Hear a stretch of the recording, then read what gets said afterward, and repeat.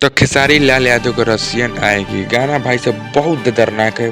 बारूद प्रकाश बारूद लिखे हैं और गाना का म्यूजिक भी दिए हैं प्रकाश बारूद और ग्लोबल म्यूजिक जंक्शन से है। गाना का भी पोस्टर के सहित म्यूजिक खाली म्यूजिक है गाना का जो है ऑडियो सॉन्ग आया है। पोस्टर के साथ ऑडियो सॉन्ग बुक कर रहा है मतलब वही आया है।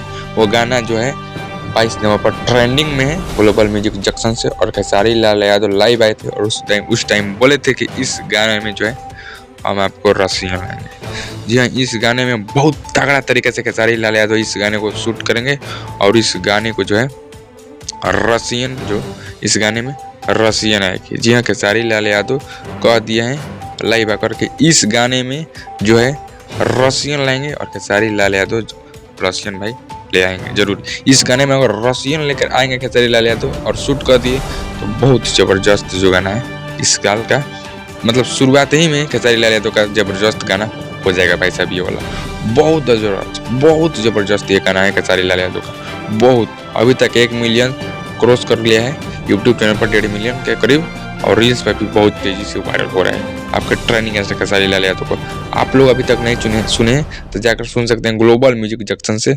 रसियन आएगी खेसारी लाल यादव प्रकाश बारूद के म्यूजिक दिए हैं प्रकाश बारूद। चलिए मिलते वीडियो में कुछ अपडेट ले।